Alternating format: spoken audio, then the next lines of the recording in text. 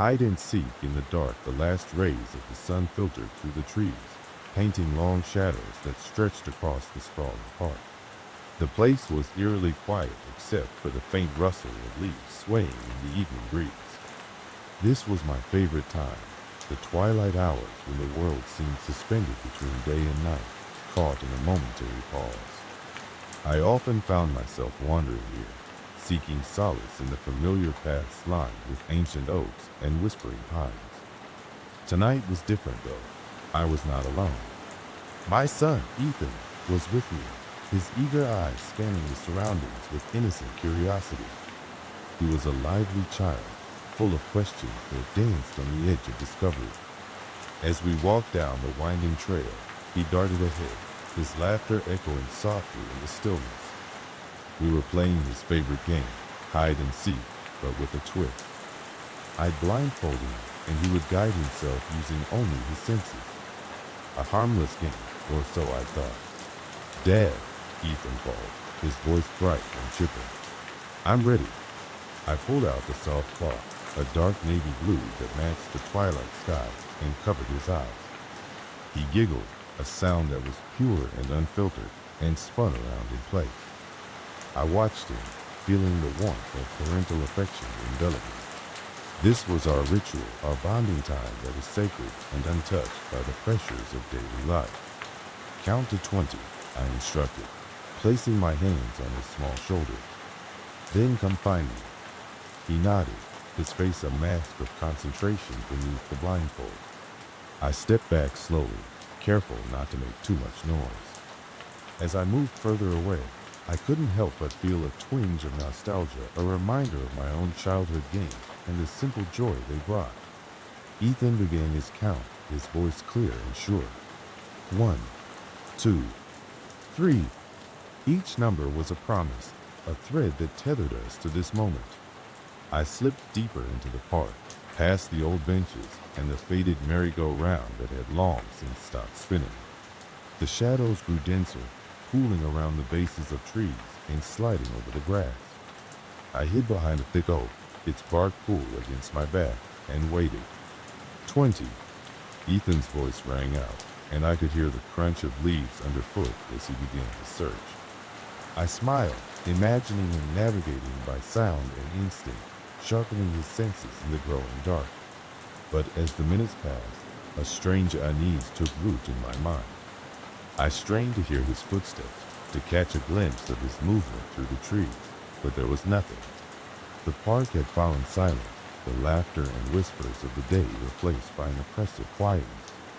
"Ethan," I called, a slight edge creeping into my voice. "Where are you?" There was no response. The silence stretched, taut and unyielding, wrapping around me like a vice.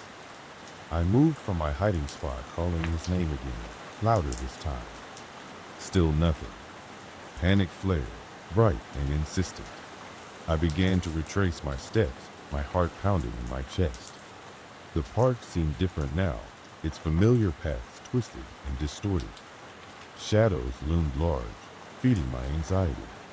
I imagined the worst, Ethan stumbling, lost and frightened, or worse, taken by someone or something I couldn't see. "Ethan," I shouted, feeling the sting of desperation in my voice. The trees mocked me with their silence, and the wind whispered secrets I couldn't understand. Then, a giggle, light and airy, carried on the breeze like a song. It was Ethan, unmistakably his. Relief surged through me, and I followed the sound, weaving between trees and over roots that threatened to trip me. I found him standing by the old slide, still blindfolded, his head tilted as if listening to a tune only he could hear. His hands were outstretched, fingers tracing the air. He seemed unfazed by my earlier calls, lost in his own world. "Ethan," I said, my voice a mix of relief and reprimand. "You scared me." He turned towards me, his smile wide beneath the blindfold. "I found you, Dad." It was then that I noticed the change. His voice was different, softer, as if he were speaking from far away. I frowned and stepped closer, reaching out to remove the blindfold. But he pulled back, his movements fluid, and unsettling. "Let's play again," he suggested, his tone laced with something I couldn't quite place. "I'll hide this time." Without waiting for my response, he slipped his blindfold down around his neck and took off, disappearing into the night with an agility that belied his years. I stood there, rooted to the spot, a chill creeping over me despite the warm evening air. Something was wrong. I could feel it in my bones, a primal instinct that whispered of danger. I turned in the direction he'd run, my mind racing. I should end this game, take him home where it was safe and familiar. The park, once a sanctuary, had turned against me, its shadows now harboring secrets I dared not uncover. I followed, driven by a need to protect, to reclaim the normalcy that had slipped through my fingers. The park was a maze, each turn leading me further into its depths. I called out for Ethan, my voice echoing hollowly in the empty spaces. And then, like a ghost, he appeared. Standing beneath a street lamp at the edge of the park, his face partially obscured by the stark contrast of light and shadow. He looked at me, his expression unreadable. "Ethan," I breathed, relief and fear warring within me. "Come here." He shook his head, a slow, deliberate motion that sent a shiver down my spine. "I like it here, Dad. It's peaceful." I approached cautiously, every instant screaming at me to reach out and pull him close, to shield him from whatever malevolent force had ensnared him. But he watched me with eyes that seemed to see beyond the veil of the ordinary, as if peering into the very heart of the dark. "Let's go home," I urged, trying to mask the tremor in my voice. "It's getting late." He hesitated, a flicker of his former self breaking through the strange haze that enveloped him. "Okay, Dad," he finally said, taking a step towards me. As we walked back through the park, I kept a firm grip on his hand, as if afraid he might slip away again. The path was a shadowed tunnel, and the night pressed in on us from all sides. At home, I tucked Ethan into bed, watching as his breathing evened out, the tension leaving his small body. I sat by his bedside, the events of the evening replaying in my mind like a broken record. What had happened in the park? I couldn't shake the feeling that we had crossed some invisible boundary, that we had ventured too far into a world not meant for us. Sleep eluded me, and I wandered the quiet rooms of our house, haunted by the echoes of our game. The shadows seemed to move with a life of their own, and I could have sworn I heard Ethan's giggle, faint and distant, as if carried on a breeze that wasn't there. In the days that followed, I avoided the park, steering clear of its beckoning paths and whispering trees.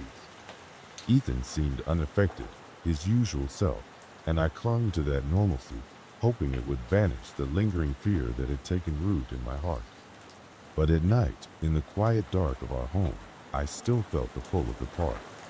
It called to me with a siren's song, promising secrets and shadows where the mundane world ended and the unknown began. And sometimes, when Ethan was asleep, I'd find myself standing by the window, staring out into the night, listening for that giggle, soft and insistent, echoing from the depths of the dark. The house on Maple Street was like so many others in the neighborhood, modest, with a neatly trimmed lawn and cheerful flower beds lining the walkway. To the untrained eye, it appeared to be the epitome of suburban normalcy. Behind its pastel blue facade lived the Thompson family, who were just as ordinary as the house itself. I was one of them, the younger of two siblings, and for the most part, life was as steady and uneventful as the slow rotations of the seasons themselves.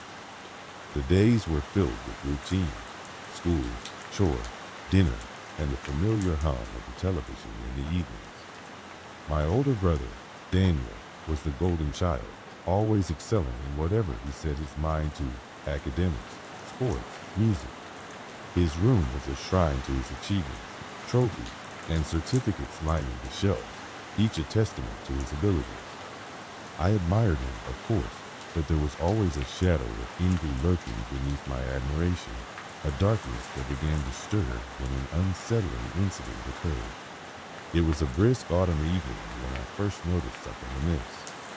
I returned home from school to find Daniel sitting at the kitchen table, his gaze strangely vacant. He was just staring at the clock on the wall, his focus intent and unwavering. I walked past him, dropping my backpack with a thud onto the floor. "Hey, Dan," I said casually, reaching into the refrigerator for a drink. He didn't respond. His eyes remained glued to the clock. I followed his gaze, 3:30 p.m., the second hand ticking away with a steady rhythm. Something about his stillness made the air feel heavy. "Daniel?" I tried again, louder this time. His head turned slowly, as if he had only just become aware of my presence. "Hey," he said, his voice flat. He pushed back his chair and stood up abruptly, muttering something about homework before retreating to his room.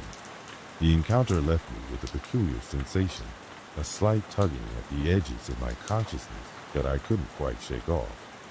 The days that followed were tinged with unease. Daniel's behavior grew more erratic, though subtle enough to be easily dismissed by our parents, who were often preoccupied with their own affairs. He would spend hours secluded in his room, emerging only for meals or to stare absently at the clock. More than once, I caught him standing in the hallway in the middle of the night, murmuring to himself, his words too soft to decipher.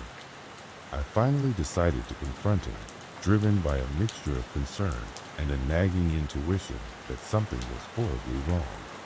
On a chilly Saturday afternoon, I knocked on his door, my knuckles brushing against the wood with a tentative firmness. "Come in," he called, his voice carrying a strange echo, as if coming from a place much deeper than the confines of his room.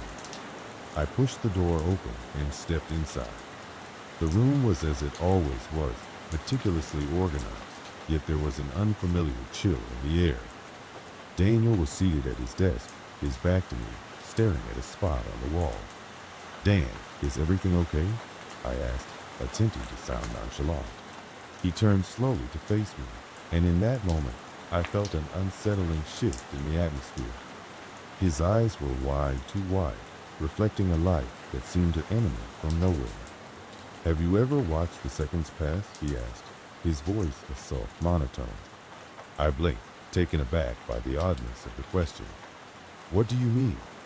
"Every tick of the clock. It's like a heartbeat. 75 seconds, he continued, as if imparting some profound secret. "What about 75 seconds? I pressed, trying to follow his cryptic train of thought. He smiled then, a slow, creeping smile that left me cold. "It's enough time for everything to change." With that, he turned back to the wall, ending the conversation as abruptly as it had begun. I left his room, the unsettling encounter lingering in my mind like a shadowy whisper. Things began to escalate from there. Daniel's odd fixation with time became more pronounced. Each day, he would set aside exactly 75 seconds, during which he would sit in complete stillness, eyes fixed on the clock. I watched him on several occasions, the seconds stretching out into an eternity of silence, each tick resonating with a weight I couldn't comprehend. One evening, I awoke to the sound of my own name. It was Daniel's voice, calling to me from somewhere beyond my dreams. I sat up, heart pounding, the house cloaked in darkness. The clock on my nightstand read 3:14 a.m. I hesitated, then slipped out of bed, padding softly to his room. His door was ajar, and I peered inside. Daniel was standing in the middle of the room, backlit by the moonlight streaming through the window. He was motionless, his head cocked to one side as if listening to something only he could hear. "Daniel?" I whispered, my voice trembling. He turned to me, and for an instant, I was sure it wasn't him. The face was the same, but the eyes, they seemed to hold a depthless void, a reflection of something not quite human. "It's time," he said, his voice a hollow echo in the dark. The door creaked as I stepped back, a sense of dread curling around me like a vine. "Time for what?" He smiled again, that same unsettling smile, and I felt the room tilt, as if the world itself was shifting beneath my feet. "You'll see." The next day, Daniel was gone. His room was empty, his bed untouched as if he had vanished into thin air. Our parents were frantic, their concern finally roused by his disappearance. The police were called, questions were asked, and I found myself recounting the strange events, though I left out the part about the 75 seconds. It seemed too absurd to mention. The search went on for days, but there was no trace of him. The house grew quieter, the weight of his absence pressing down on us with an unbearable force. I wandered through the rooms, each one echoing with memories of him, the silence as heavy as lead. Then, one night, as I lay in bed, staring at the ceiling, I heard it again, his voice calling out to me from the depths of the night. I bolted upright, my heart racing. The clock read 3:15 a.m. This time, I didn't hesitate. I slipped out of bed and crept down the hallway, drawn by an unseen force. The house was shrouded in darkness, but there was a faint light emanating from the living room. I followed it, each step a battle against the fear that clawed at my insides. As I rounded the corner, I stopped dead in my tracks. Daniel was there, sitting on the couch, his back to me. The television was on, the screen displaying static, the only sound the soft hiss of white noise. I opened my mouth to speak, but no words came out. He turned slowly, and I caught a glimpse of his face in the flickering light. It was him, and yet, not him. There was something in his eyes, something that sent a jolt of terror through me. "You felt it, haven't you?" he asked, his voice carrying that same eerie resonance. "The change." I nodded, unable to tear my gaze away from those eyes, those hollow, knowing eyes. "Come sit," he said, gesturing to the spot beside him. I hesitated, but something compelled me to move forward, to sit beside him on the couch. 75 seconds, he murmured, and the room seemed to contract around us, the air growing thick with an unseen presence. I glanced at the clock on the wall, watching as the second hand made its slow, deliberate journey around the face. Each tick was a drumbeat, a countdown to something I couldn't fathom. Daniel remained silent, his eyes fixed on the screen, the static flickering like 1,000 fireflies. I sat beside him, my heart pounding in time with the clock, waiting for something, anything to happen. As the 75th second approached, I felt a shift, a subtle but undeniable change in the air. The room grew colder, the shadows deeper, and for an instant, it seemed as if the world itself had paused, holding its breath. Then, as the clock ticked over, Daniel reached out, his hand clasping mine with a grip that was both familiar and foreign. "It's time," he whispered again, and in that moment, I understood. Not with my mind, but with a deeper, more primitive part of myself that recognized the truth in his words. The room shuddered, an almost imperceptible tremor that resonated through my bones. I felt a pull, as if drawn by an invisible thread, and in that instant, I saw everything, Daniel's descent into madness, the strange allure of those 75 seconds, the truth of what he had become. He wasn't Daniel anymore. Not entirely. He was something else, something that had slipped through the cracks of reality, taking root in the shadows of our lives. And now, it wanted me too. I tore my hand from his grasp, stumbling back from the couch, the room spinning around me. "What are you?" I gasped, my voice barely audible over the pounding of my heart. He smiled, that same chilling smile, and I saw the truth reflected in his eyes. "I'm you," he said simply, and I knew then that I had to escape. I turned and ran, the shadows clawing at me as I fled through the house, my feet barely touching the ground. I didn't stop until I was outside, the cold night air biting on my skin, the stars above a distant constellation of hope. I never saw Daniel again, or whatever it was that had taken his place. The police continued their search, but I knew it was futile. Whatever had happened in those 75 seconds was beyond their understanding, beyond the reach of the world we knew. In the days that followed, I felt the change in me, the lingering fear that settled in my bones like a parasite. It was a subtle thing, a whisper at the edge of my consciousness, a shadow that stretched across the landscape of my mind. I continued with my life, but nothing was ever the same. The clock became a constant companion, each tick a reminder of the 75 seconds that had changed everything. I carried on, haunted by the knowledge that somewhere, somehow, Daniel was out there, waiting for the right moment to return. And every once in a while, as I lay awake in the darkness, I would hear it, his voice, calling to me from the depths of the night, a promise, a threat, a reminder of the shadow that had slipped through the cracks. I never answered. I knew better than to respond, to acknowledge the pull of those 75 seconds. But I could feel it, always at the periphery of my awareness, a lingering fear that hovered like a storm cloud on the horizon. And I waited, because deep down, I knew it was only a matter of time before the clock would strike again. The house on Elm Street was one of those quintessential family homes that dotted suburban landscapes. A neat lawn, a white picket fence, a swing set in the backyard. My childhood unfolded within its walls, where my parents, my younger sister Lila, and I lived what appeared to be an ordinary life. My father, Dr. Nathaniel Harris, was a biomedical researcher, a man of science and structure, while my mother, Claire, was every bit the nurturing figure one would expect in such an idyllic setting. Growing up, everything seemed perfectly orchestrated. Each day began with the aroma of freshly brewed coffee, mingling with the scent of my mother's homemade pancakes. Leela and I would rush down the staircase, our socks sliding across the polished wooden floors, to find our father seated at the kitchen table, engrossed in the morning paper.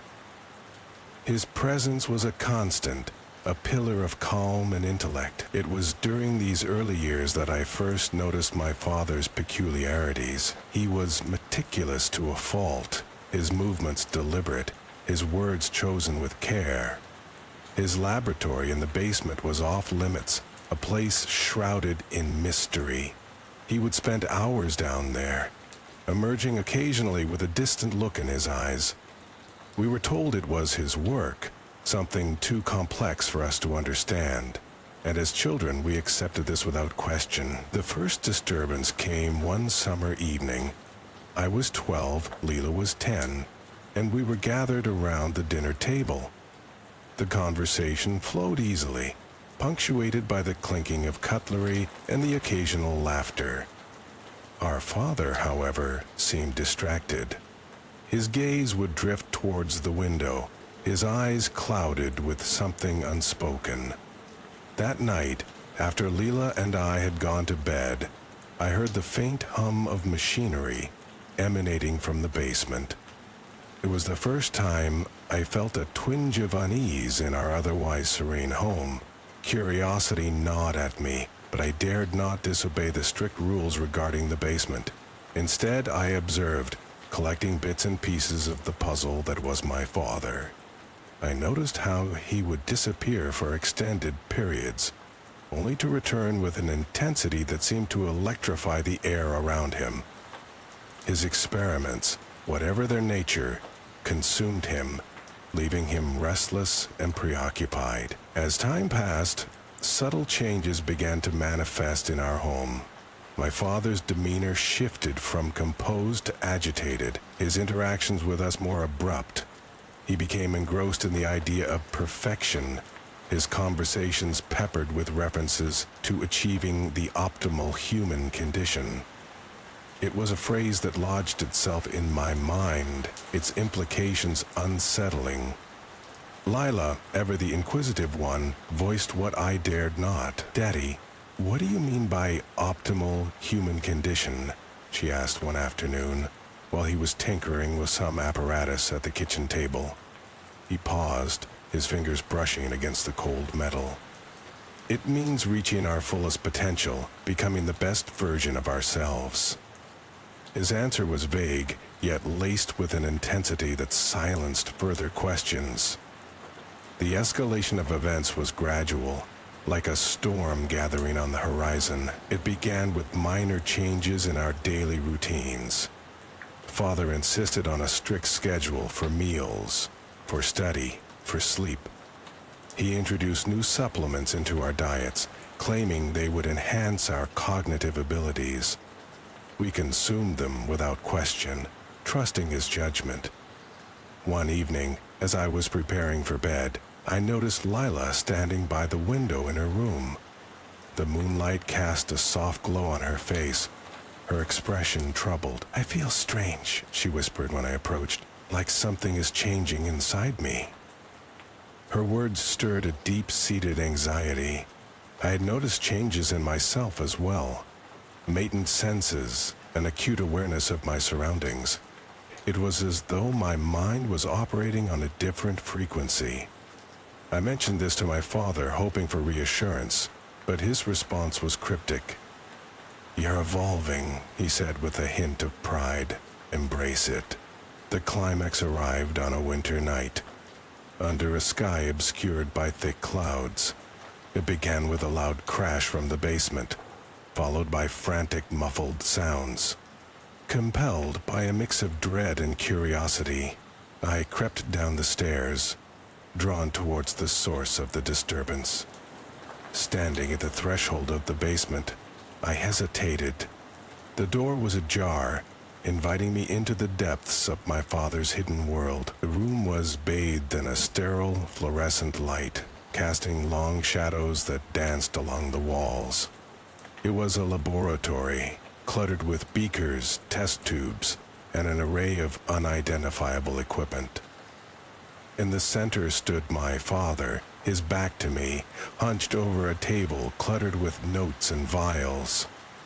He turned, startled by my presence, his face a mask of frustration and desperation. "You shouldn't be here," he admonished, but there was a crack in his voice, a plea. I took a step forward, my eyes scanning the room, finally resting on a series of diagrams pinned to the wall. They depicted human anatomy, marked with annotations that spoke of alteration and enhancement. "What have you been doing?" I demanded, the gravity of the situation sinking in. His composure cracked, and he began to speak, his words tumbling out in a torrent. He spoke of his vision, his desire to rid humanity of its flaws, to create beings capable of exceeding the limitations of their natural selves. His experiments, he confessed, had begun with us, his own family, as subjects. A cold realization washed over me. The supplements, the changes, they were not benign. They were part of his grand experiment, a pursuit that had consumed his every waking moment. The betrayal cut deep, and yet, in his eyes, I saw a man driven by obsession, blinded by the pursuit of an unattainable ideal. Before I could react, Lila appeared at the top of the stairs, her presence snapping me back to reality. She looked at me, then at our father. Confusion and fear etched across her features. I rushed to her side, pulling her into an embrace, promising safety where there was none. In the following days, the atmosphere in our home grew tense, charged with unspoken truths. My father withdrew further into his work, while my mother, ever the peacekeeper, attempted to maintain a semblance of normalcy. Yet the illusion was shattered, the trust irrevocably broken. It was then that I realized the lingering fear would never dissipate. It was a specter haunting the corridors of our home, whispering of potential futures, of paths untaken. The knowledge of what we had become, what we might still become, was a shadow that loomed large, a reminder of the fine line between genius and madness. In the years that followed, I moved away, seeking distance from the memories that clung to the house on Elm Street. Yet no matter how far I traveled, the past remained tethered to me, a constant reminder of my father's ambition and its cost. Leela and I forged our own paths, shaped by experiences neither of us could fully articulate. Even now, I find myself drawn back to those moments, to the quiet horror that unfolded within our family home. I ponder the nature of perfection, the price it extracts, and the lengths to which one might go to achieve it. In the stillness of the night, I sometimes hear the hum of machinery, the echo of a past that refuses to fade. And though I close my eyes, seeking solace in sleep, the question remains, what does it mean to truly be perfect? Every morning starts with the rhythmic chime of the alarm echoing through the stark white corridors like a soft but persistent call to vigilance. The hospital where my father and I reside is a curious blend of tranquility and unease, a place where the sterile environment is juxtaposed against the deep underlying hum of machinery that never sleeps. My father, Dr. Elias Crane, is one of the leading physicians here, and for all intents and purposes, his aura commands respect and admiration. He has a way with patients that is almost magnetic, his presence a balm to those who find themselves in the care of this peculiar institution. The hospital itself is sprawling, a labyrinthine structure with winding hallways that seem to stretch on forever, bending the perception of space and time. The walls are adorned with framed certificates and commendations, testaments to the hospital's supposed excellence in medical care.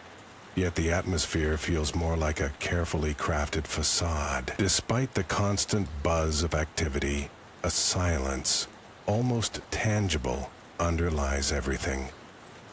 It's as if the walls themselves are holding their breath, waiting for something unseen to transpire. Life here has a routine quality to it, and I have grown accustomed to the steady cadence of daily life. My days are filled with assisting my father in his rounds, observing the interactions between him and his patients, cataloging the intricate dance of diagnosis and remedy. Yet, beneath this surface of orderly calm, there lurks a whisper of dissonance, an unspoken tension that makes the hairs on the back of my neck stand on end. The first inkling that all is not as it seems comes on a day much like any other. I am following my father down one of the many identical hallways when a patient catches my eye. She is a young woman, her face pale and drawn, eyes wide with a silent plea that unnerves me. She reaches out as we pass, her fingers brushing against my arm. "Help me," she whispers, her voice a mere breath. I turn to say something, but my father has already moved on, his pace unfaltering. The moment is unsettling, but I push it aside, attributing it to the stress and confusion that often accompany prolonged hospital stays. Still, the incident lingers in my mind like a stubborn shadow, refusing to dissipate. Over the next few days, I begin to notice other oddities. The way certain rooms are always locked, even when the hospital is bustling with activity. The peculiar, almost reverent silence that overcomes the staff when certain names are mentioned. More than once, I catch my father in whispered, hurried conversations with other doctors, their faces drawn and serious. The feeling of disquiet grows, an insistent itch that demands my attention. I start to explore, wandering the corridors with a newfound purpose, looking for answers in the silent language of the hospital's architecture. It is late one evening, as the shadows deepen and the artificial lights cast their pale glow, that I stumble upon a door I have never noticed before. It is unmarked, unremarkable, and yet something about it draws me in. I try the handle, half expecting it to be locked like so many others, but it yields with a soft click. The room beyond is dimly lit, the air cool and still. Rows of old filing cabinets line the walls, their surfaces thick with dust. It seems abandoned, a relic of a time when paper and ink were the mediums of record. Yet, as I move further in, I notice a single cabinet that stands slightly ajar. Inside, the files are neat, meticulously organized, but one folder catches my eye. It is marked with a name that sends a chill through me. Crane. The file is thick, brimming with documents, photographs, and handwritten notes. As I sift through the contents, a narrative begins to emerge, one that is both fascinating and deeply troubling. It speaks of experiments, of trials conducted in secret, sanctioned by those in power. It tells of a quest for knowledge that strayed far beyond ethical boundaries, compromising the well-being of those who unwittingly became subjects. And at the heart of it all is my father, his name present on almost every page. The realization hits me with the force of a physical blow. The man I have admired, the father who has been my guiding light, is entangled in something dark and insidious. I close the file, my hands trembling. I need to confront him, to understand his role in this web of deceit. But the thought fills me with dread. The following day, I watch him closely as he goes about his work, his demeanor unchanged, calm and composed as always. He seems to sense my scrutiny, casting an occasional glance my way, but says nothing. It is only later, as we sit in his office, that I find the courage to speak. "Dad," I begin, my voice betraying the turmoil within. "I found something about you, about this place." He looks at me, his expression inscrutable. "What did you find?" he asks, his voice measured. I hesitate, unsure of how much to reveal, but the weight of the truth demands to be lifted. "I found files, documents about experiments, about you." For a moment he says nothing, the silence stretching between us like an unbridgeable chasm. Then he sighs, a sound heavy with resignation. "I hoped you wouldn't find out," he says quietly. "Is it true?" I ask, my voice barely above a whisper. He nods slowly. "Yes, it's true. But it's not as simple as it seems." His words are a lifeline, a sliver of hope that I cling to desperately. "Then explain it to me," I urge. "Help me understand." And so he does. Over the next few hours, he lays bare the history of the hospital, its founding principles, twisted over time into something unrecognizable. He speaks of the pressure to innovate, to deliver results at any cost, and how he became ensnared in a cycle of ambition and compromise. I listen, torn between anger and empathy, struggling to reconcile the man I know with the actions he has taken. The conversation leaves me shaken, my perception of reality upended. I wander the halls aimlessly, the once familiar surroundings now tinged with a sinister hue. The hospital, with its endless corridors and inscrutable secrets, feels like a living entity, its pulse a constant reminder of the truths hidden within its walls. That night, sleep eludes me, haunted by the echoes of my father's confession. The darkness seems alive, its presence oppressive and suffocating. I rise, compelled by a force I cannot name, and find myself drawn once more to the hidden room with its dusty archive. This time, I know what I am searching for. As I sift through the files, I begin to piece together the full extent of the hospital's operations. Names and faces emerge from the records, stories of lives altered irreparably by the pursuit of knowledge, unchecked by morality. The realization that my father is but one part of a larger, more insidious whole dawns on me, a revelation as chilling as it is clarifying. The following day, I confront him again, my resolve hardened by the truths I have uncovered. "We have to stop this," I declare, the certainty in my voice surprising even myself. He looks at me, a flicker of something, pride perhaps, crossing his features. "I know," he says simply, "and we will."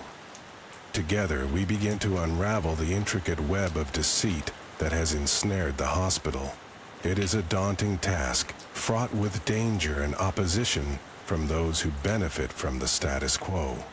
But we are driven by a shared purpose, a determination to right the wrongs that have taken root in the very foundations of the institution.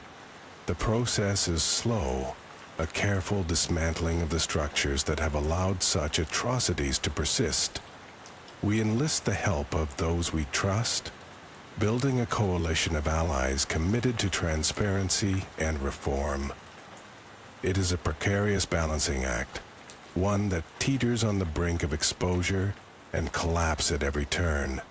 As we work, I begin to see my father in a new light. He is not the infallible figure I once believed him to be, but rather a man grappling with the consequences of his actions, striving to make amends in whatever way he can.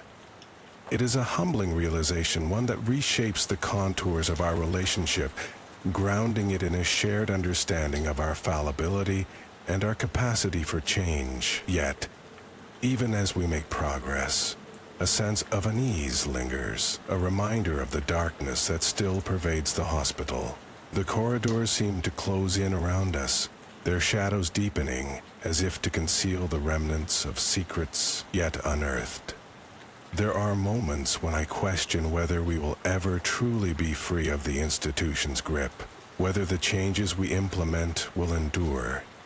The climax comes unexpectedly, a confrontation with those who have vested interests in maintaining the status quo.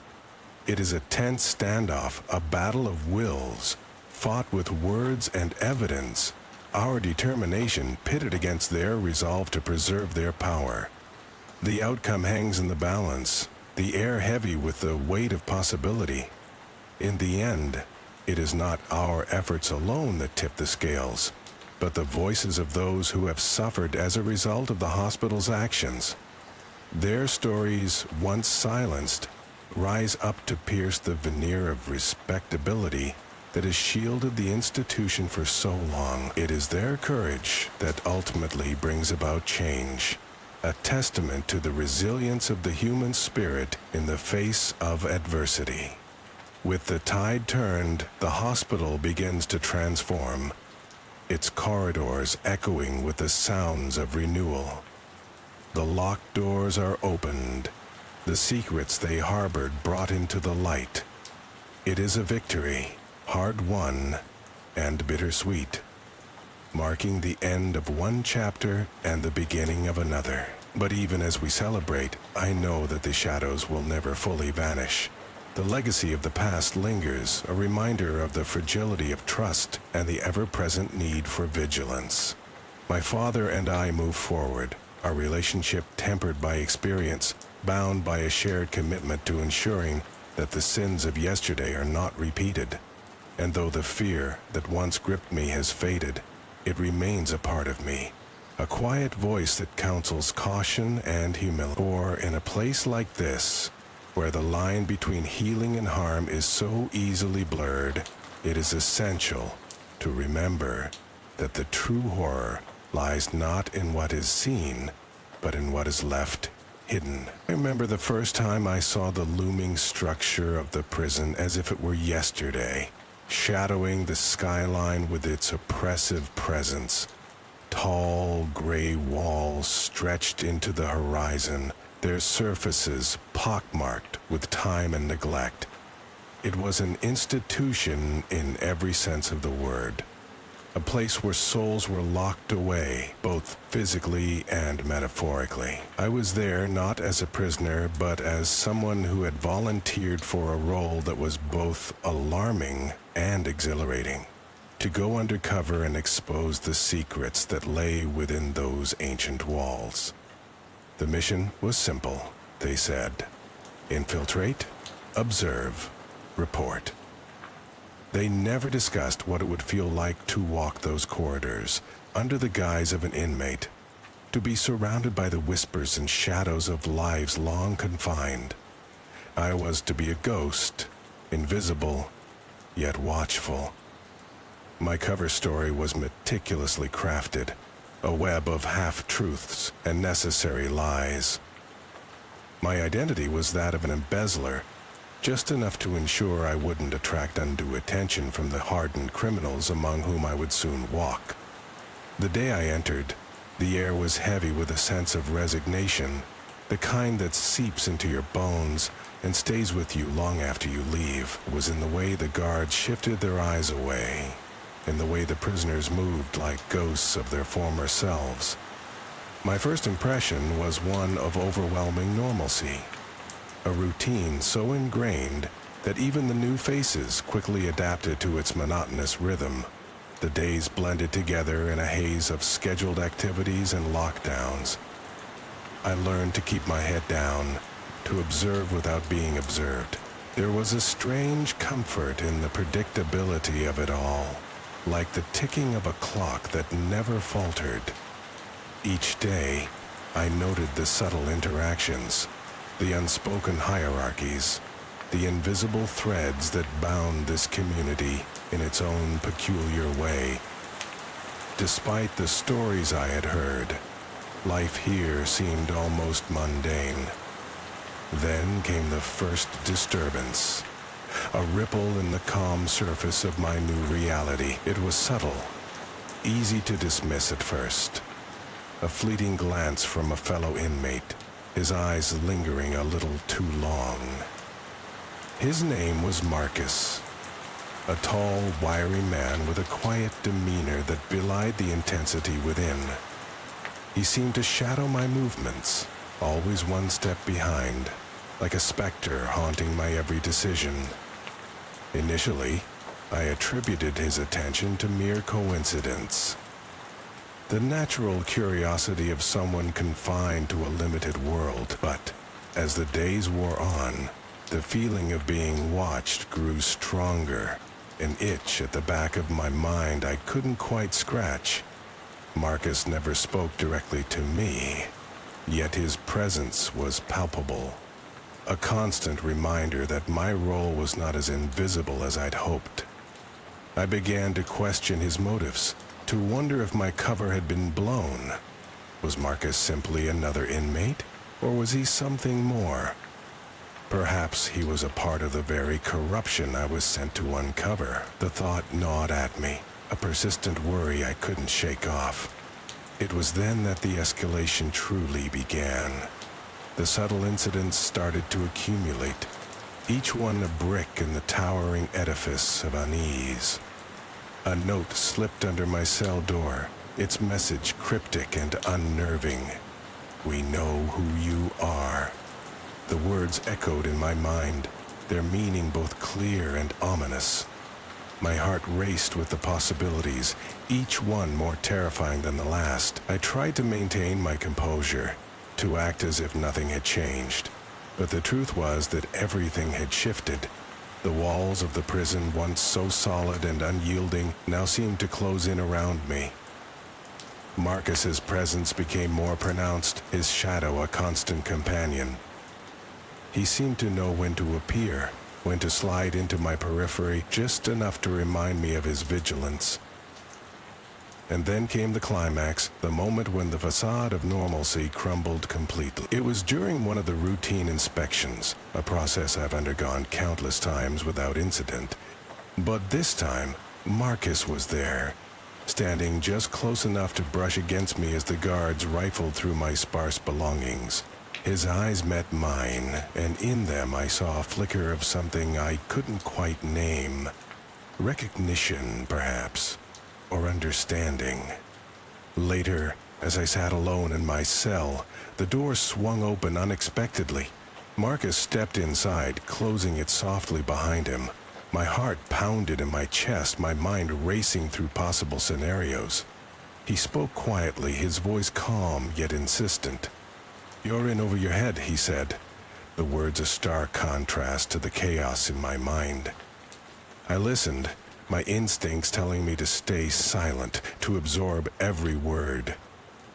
Marcus revealed himself not as a threat, but as an ally of sorts, another plant within the prison, tasked with a mission similar to my own. His purpose was to protect the integrity of the investigation, to ensure that the truth would eventually see the light of day. In a twisted way, we were both there for the same reason. Pawns in a game larger than either of us had anticipated. But even as relief washed over me, the lingering fear remained, a shadow that refused to dissipate. The mission continued, fraught with moral ambiguity and ethical dilemmas. Marcus and I worked in tandem, our alliance a fragile thing, built on necessity and mutual distrust. The corruption we uncovered was deeper than either of us had imagined, a tangled web of deceit and betrayal that stretched beyond the prison walls. Though I eventually left that place, the memories linger, haunting my dreams and coloring my perception of reality. The prison was more than bricks and mortar. It was a living entity, a reminder of the darkness that can fester in the most unexpected places. Even now, I find myself glancing over my shoulder, half expecting to see Marcus standing in the shadows, watching, waiting. The mission was deemed a success, though at what cost, I'm still unsure. The lines between right and wrong blurred in that place, a constant reminder that even the best intentions can lead us down the darkest paths. As I reflect on those days, I realize that the true horror lay not in the prison itself, but in the understanding that sometimes the most dangerous prisons are the ones we build within ourselves. The prison corridors hummed with a low, constant energy that seemed to creep into one's bones. It was a place where time appeared reluctant to move forward, each minute stretching into an eternity. I had been here, in this purgatorial limbo, for what felt like a lifetime. G2 Block, my home, my cell, my fortress of solitude. The walls, once starkly intimidating, had become part of my narrative, a constant companion in this never-ending cycle of days that blurred into each other. Life in G2 was predictable, even banal. Roll call at dawn, 3 meals at precise intervals, the occasional moment of recreation in the yard. The routine had a certain rhythm to it, a symphony of monotony that left little room for deviation. My cellmate, Jackson, a quiet man with eyes that seemed to hold the weight of several lifetimes, would often spend hours staring blankly at the ceiling, lost in thoughts he never shared. I understood him in that unspoken way people do when thrown together by fate and circumstance. We were prisoners of our past as much as of these walls. But life's predictability was shattered late one autumn evening. It began with a sound, or rather, the absence of it. The familiar buzz of fluorescent lights that usually accompanied our evenings was suddenly punctuated by silence, a silence so profound it became palpable. Jackson lifted his head, his eyes narrowing as if trying to pierce the unexpected quiet. I shrugged at him, assuming it was a momentary lapse in the electricity, but something in his gaze suggested otherwise. Then came the signal. A series of faint, rhythmic beeps echoed through the block, an otherworldly melody that danced on the edge of perception. It was as if the air itself had taken on a new frequency, a tune only the walls could hear. Jackson and I exchanged a look. There was something unsettling about those sounds, something that gnawed at the mind, a signal from nowhere, or perhaps from everywhere. That night, sleep was elusive. The beeps continued intermittently, each one embedding itself deeper into my consciousness. I found myself lying awake, tracing the patterns of invisible waves that seemed to pulse through the very fabric of the prison. The next morning, the guards appeared unusually tense, their movements brisk with an edge of discomfort that hadn't been there before. Whatever was happening, it wasn't confined to us alone. Days passed, and the signal persisted. It grew stronger, more insistent. Conversations among the inmates turned to whispers of conspiracy and dread. Some spoke of secret experiments, of the prison being a facade for something more sinister. Others claimed it was a government test gone awry. Theories abounded, each one more outlandish than the last, yet none could explain the chilling unease that swept through G2 like a contagion. I started noticing changes in Jackson. He had never been one for conversation, but now he seemed particularly withdrawn. his eyes fixed perpetually on some point in space, as if deciphering a message only he could perceive.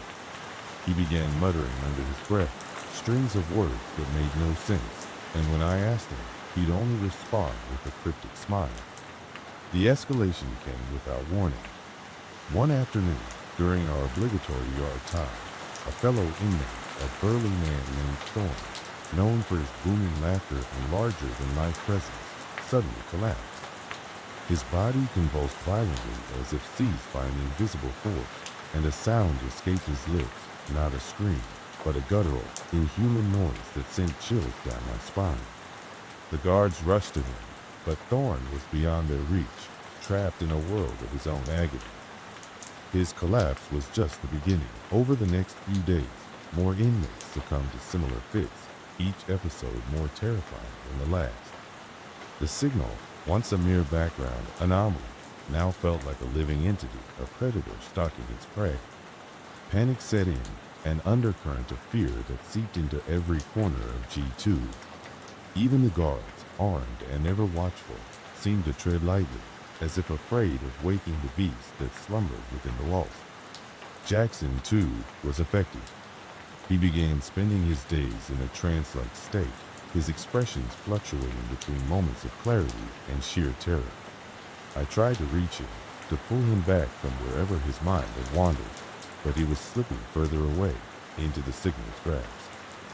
One evening, as the lights flickered and the beeping reached a fever pitch, he turned to me, his face pale and drawn, and whispered, "It sees us." I didn't understand then, but those words planted a seed of dread deep within me. What could possibly see us in this place of stone and steel? What had we unwittingly invited into our midst? The unknown bore down on us, a weight that threatened to crush our sanity. The climax came in a rush of events that felt both surreal and inevitable. One night, the entire block was roused from sleep by a cacophony of noises, a shrill, piercing wail that reverberated through the halls. The sound was unlike anything I had ever heard, a symphony of madness that clawed at the boundaries of reality.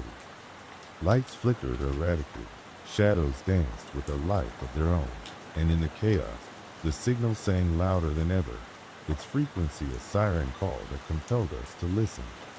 Inmates screamed, some pounded against their cell walls in a frantic attempt to escape the unseen terror. I felt my own grip on reality wavering, as if the very foundation of my existence was being rewritten by forces beyond comprehension. Jackson, his eyes wide with a mix of terror and wonder, stood at the bars of our cell, whispering fervent prayers to entities unnamed and unseen. And then, as suddenly as it began, it was over. The noise ceased, the lights steadied, and an uneasy calm settled over G2. Yet, the change was irrevocable. We were marked, each of us, by the encounter with the signal, by the darkness it had unveiled within and around us. In the aftermath, the prison authorities were quick to quell any talks of the incident. Explanations were given, vague references to electrical malfunctions and psychological stress. But I knew, we all knew, that the truth was far stranger than any official narrative. The signal had come and gone, leaving behind a scar on the collective psyche of G2. Even now, as I sit in the dim light of my cell, the memory lingers. The signal, though silent, remains with us, an echo in the back of my mind that refuses to fade. I find myself listening for it in the silence, tracing the patterns it might leave in the air. Jackson is gone, transferred to another facility, or so they say. But I sometimes hear his voice in the night, a whisper on the edge of consciousness, reminding me that we are never truly alone. Something watches, something waits, and the signal is the promise of its return. No longer do I view the walls of G2 as mere barriers of stone and steel. They are conduits, vessels of something greater and more terrifying than I had ever imagined. In the quiet moments, when the prison is still, I sense it, a presence, a watcher, listening to the unspoken voices of those it has touched. And I wonder, when the signal returns, will we be ready to face what lies on the other side of silence? Floating in the serene, silent void of space, The low Earth orbit was my home for the next 6 months. The space station was a marvel of human engineering, a stark yet beautiful juxtaposition of metallic surfaces and the infinite cosmos. During the day, Earth's vibrant blues and greens offered a breathtaking view from the observation deck, while at night, the stars seemed so close, as if one could reach out and touch them. This was normalcy, routine checklists, scheduled sleep cycles, radio conversations with mission control, and the companionship of my fellow astronauts. We were an ensemble cast of scientific explorers, each of us with our roles to play in this grand ballet of zero gravity. Our team was composed of 4 members, each bringing unique skills to the mission. Captain Harding was our steadfast leader, a seasoned astronaut with a reputation for calmness under pressure. Dr. Lin, the biologist, had a keen eye for detail and an infectious enthusiasm for her experiments. Mitchell, the engineer, was our problem solver, the kind of person who could fix anything with duct tape and determination. Then there was me, the mission specialist, a physicist with a passion for unraveling the mysteries of the universe. Together, we formed a tight-knit family, sharing the responsibilities and the wonders of our orbital existence. In the early weeks, everything proceeded as expected. The rotation of shifts brought a rhythm to our lives, a comforting predictability amid the world of unknowns.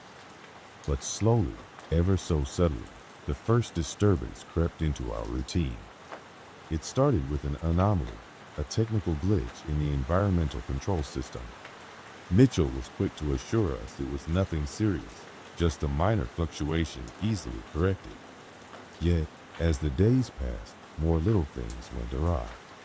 The lights flickered intermittently, equipment behaved erratically, and there were odd sounds, soft whispers that seemed to echo through the air ducts.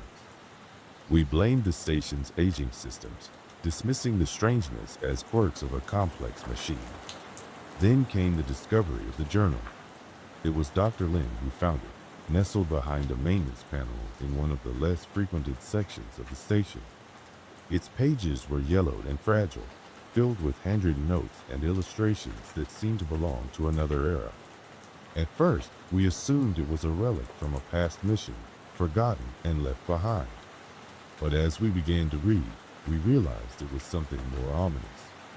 The journal's author was a previous occupant of the station, and their entries were a chronicle of escalating paranoia and fear. They spoke of shadows moving in the corners of their vision, of a presence that seemed to linger just out of sight. Most disturbingly, the journal detailed events that had not yet happened but soon unfolded with eerie accuracy. At first, we were skeptical. Coincidences, we told ourselves. But the predictions became too precise to dismiss. It spoke of the glitch in the environmental controls, the flickering lights, even the strange noises. Each entry seemed a portent of what was to come, and unease crept into our minds like a cold draft in a warm room. Escalation came in the form of dreams, vivid, unsettling dreams that each of us experienced. They were filled with images of fire and disintegration, of a darkness that consumed everything in its path. We awoke in cold sweats, our hearts racing, the echoes of our nightmares lingering long after waking. It was as if the station itself had become a conduit for something beyond our understanding. Captain Harding, ever the pragmatist, insisted on increased vigilance. We doubled our checks, ensured the communication lines with mission control remained clear, and kept a close eye on each other. Yet, the sense of being watched, of an unseen force observing our every move, was inescapable. The journal's prediction of an immolation of the soul loomed over us like a shadow, increasing our anxiety and sense of vulnerability. The climax arrived without warning, a crescendo of chaos. It began with the alarms, a blaring, urgent cacophony that shattered the station's silence. The environmental controls failed completely, and the temperature inside the station began to rise rapidly. The air grew hot and stifling, an invisible hand squeezing the breath from our lungs. We scrambled to respond, sweat dripping from our brows as panic threatened to overtake us. Mitchell, our stalwart engineer, tore through the station in a frantic effort to restore order. But the systems refused to comply, as if some malevolent force had taken command. In the confusion, Dr. Lin collapsed, overcome by the heat and the suffocating tension. Harding ordered an evacuation to the escape pod, the only refuge from the rapidly deteriorating conditions. The path to the pod was a gauntlet of flickering lights and groaning metal, the station itself seemingly rebelling against our presence.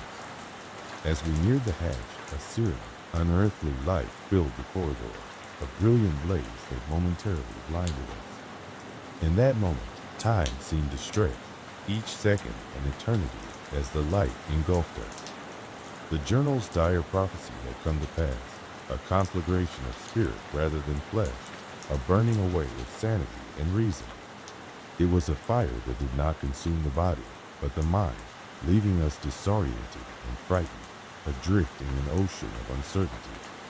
We reached the escape pod, the hatch ceiling shut with a finality that echoed through the confines of our refuge.